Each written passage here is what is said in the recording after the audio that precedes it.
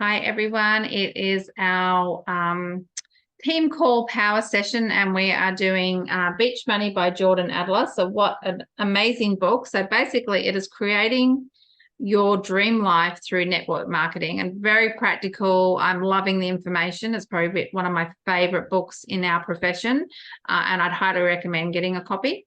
So we're up to chapter 22, network marketing do's and don'ts. So I've obviously got the lovely Anne-Marie helping me as usual. So thank you for being on, Anne-Marie. Thank you. Cool. Well, I will let you kick off, and then I'll take over on chapter 4. Yeah. Okay. So when I was a child, I had a children's book my mother would read to me called "This is What Would Happen If Everybody Did."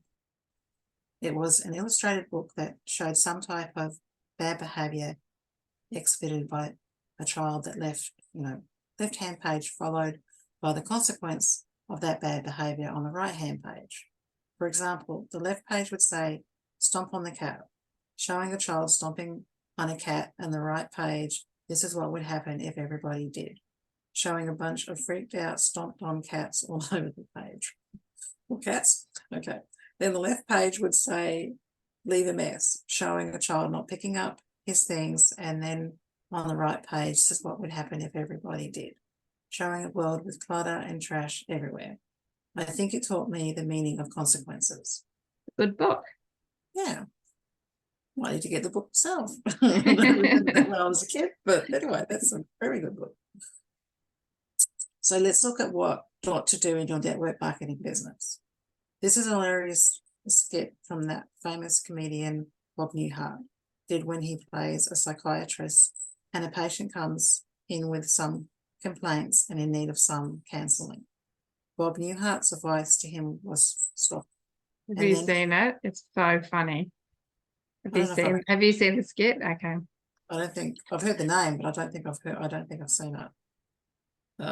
Anyway, and then he charges his patient a ridiculous amount of money for the advice. It's actually worth watching because it often some obvious but helpful advice for building your business. You can Google Bob Newhart. Stop it. Okay, so we'll look it up. I have seen it, yeah. And he was like, "Oh, this is happening." He goes, "Well, just stop it." And he just kept saying, that's all he said to me. He didn't say anything else but stop it. So anyway, I think that would be funny. So yes, we'll look that one up and watch it. Yeah, we'll have to do that. Okay. So if I were to catch you doing some of these things, I may yell at you to stop it. Just stop it. Which I suppose if you're doing something that you shouldn't be, just saying just stop it, or you're catching yourself, I suppose that most probably is a good idea. It is great advice. Yeah. So, okay. So don't do these things. 1, don't make excuses for what you do. In other words, never ever apologize for being part of the network marketing profession. You're better off facing it head on with confidence and conviction than beating around the bush. It's time to stop avoiding the topic. It's a real business with real potential, and it has benefits that is astonishingly appealing to many business owners once they understand it. Don't tiptoe or tap dance around this business model. And if someone starts to give you a hard time, have some self-respect, and with some posture, you turn them down first. No more carrying or being wimpy. You don't want to fight with them, but stand up for what you believe in and don't back down. Network marketing is one of the best kept secrets in business today. It's time that we come out of the closet. Stop apologizing. Stop it. Oh, and I think that's a good point, right? Because it's an amazing business model. Like when Eric goes through all the good points about why it is such a great training ground for new people to learn how to run a business with very low outlay and low risk and overheads, and what you can get from it is actually amazing. And what the company is doing for us in return that we don't have to pay for, I think is amazing. Yeah. So 2, don't cut corners on the important things. This is a big one. Some days I want to shout, with lots of, it's okay. So when I learn of someone that buys a convention ticket and then tries to sell it in their company or team Facebook group.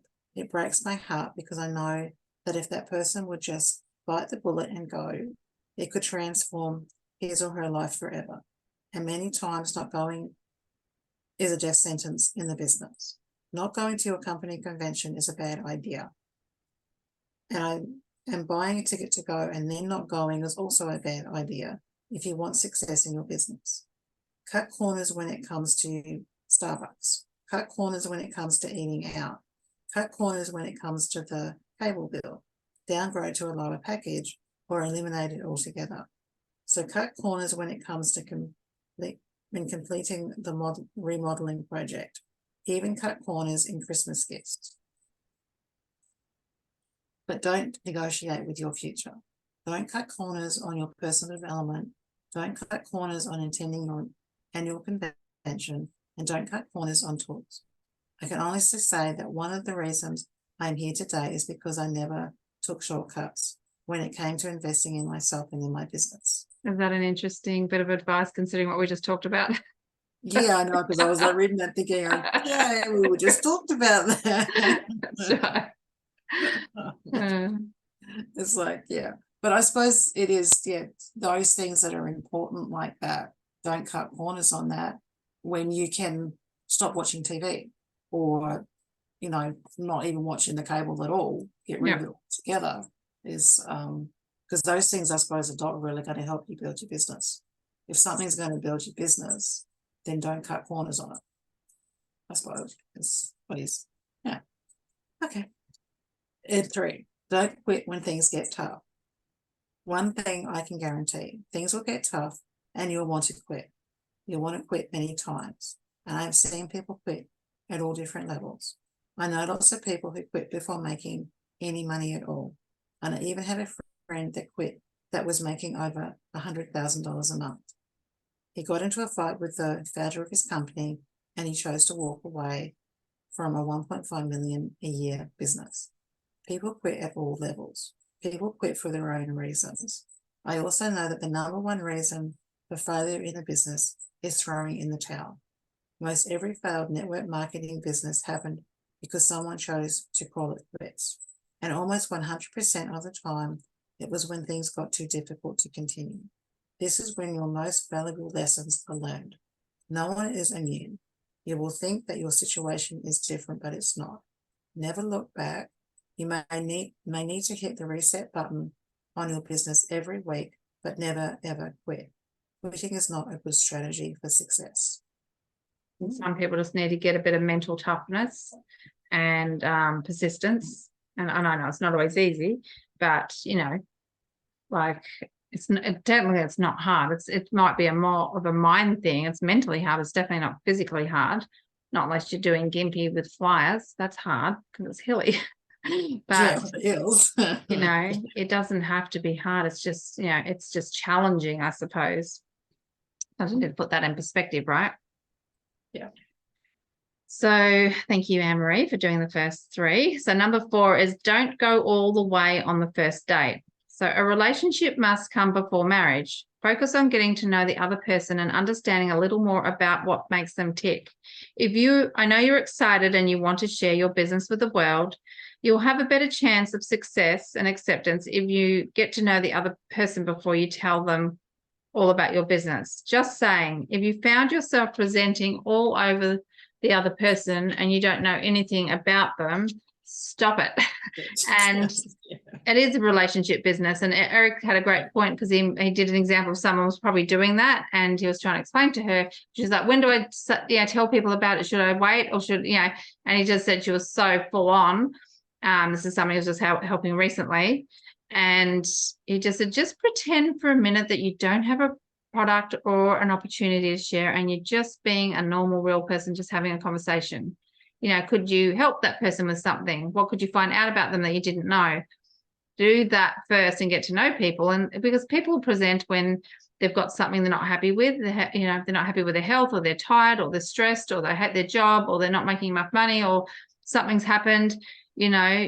People, they don't like the people they work with or something, and then you can say, well, I do have something, maybe you could, what if you were able to choose who you could work with? Would you be interested in finding out how?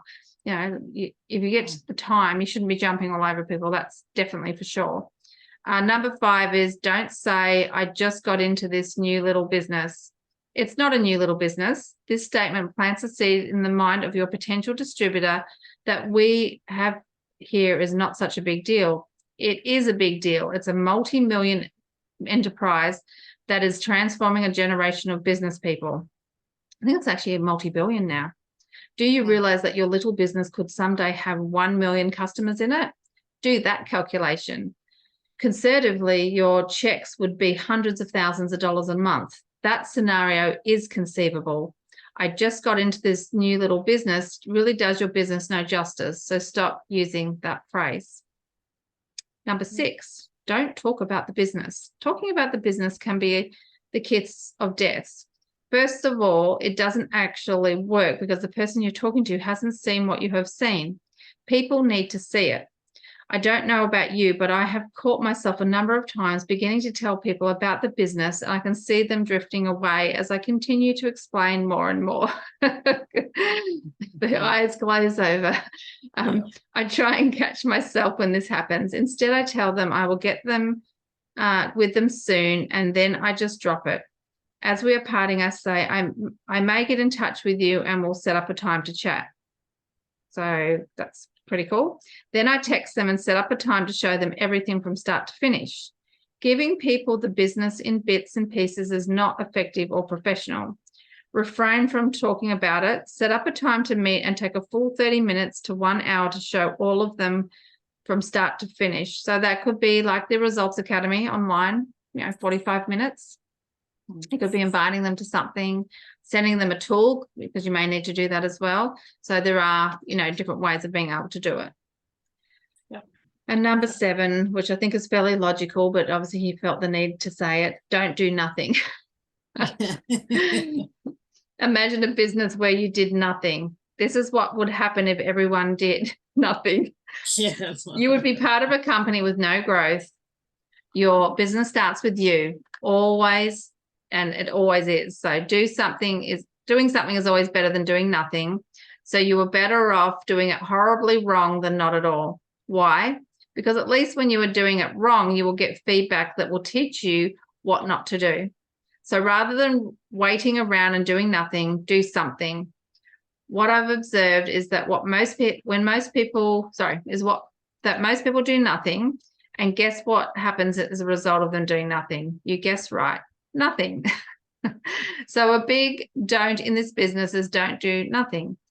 On a day you find yourself doing nothing, catch yourself and go do something. Try and do something that will advance your business.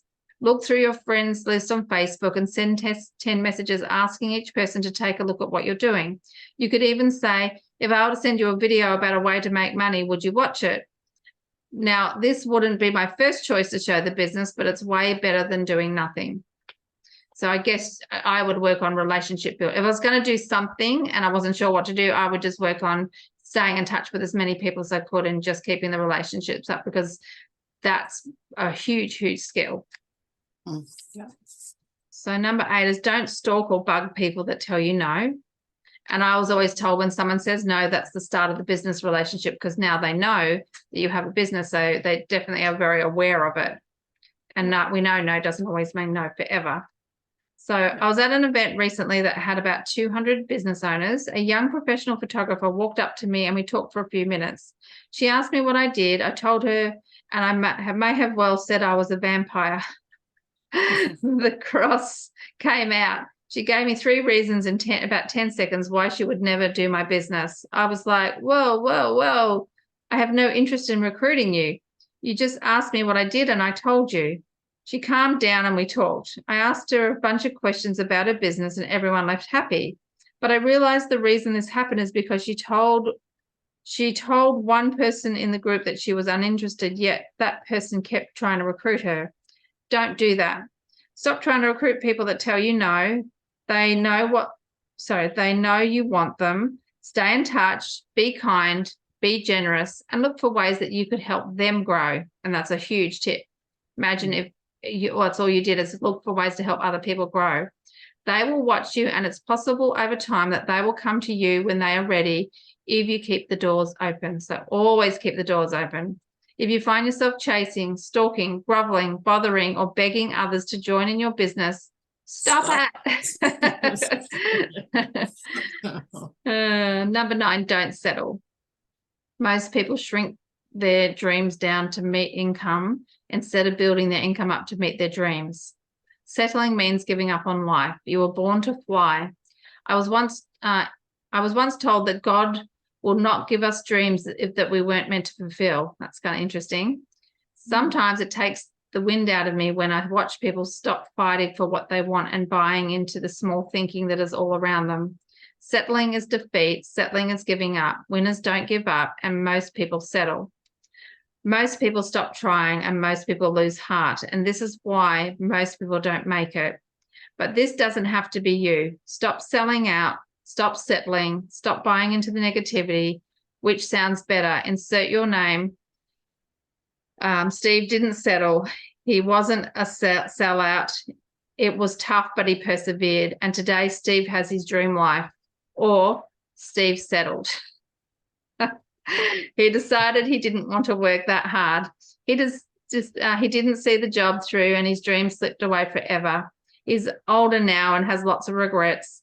He'll never have a second chance. Oh well. Which story is more inspiring? So these are your network marketing don'ts. If you catch yourself doing any of these, stop it. Just stop it. Yeah. So we will look up that video, because that sounds kind of funny, right? So we will look. So what was it? It was just looking for Bob Newhart, stop it. So we will look that up.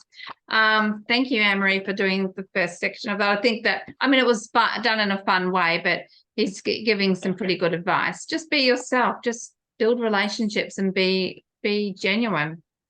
You know, you're not going to recruit everyone. Not everyone's going to buy your product, and it's okay. Like if I walked into a dress shop, I don't always buy a dress. I'll walk out without one, and they're not worrying. They're not chasing me down the street. So yes, so that was chapter 22, and that was the do's and don'ts. Next week is strategies for creating beach money. So that sounds kind of cool. So it's a fairly meaty chapter. So we should be able to get through the whole thing by the looks of it. But yeah, it's got a fair few strategies, but I'm okay with that. So we'll just take our time working through that one. Yeah. I'm just going to put my bookmark back in. So this is the book. I hope you enjoyed it. I would suggest getting a copy, start highlighting it, and find someone you can read it with, or if you want to tap in with us and start working on your personal improvement and maybe doing something like this, and you want to get some information on our business model or what we do, then just reach out. So thank you, Anne-Marie. I'm going to finish recording. So thanks for your help.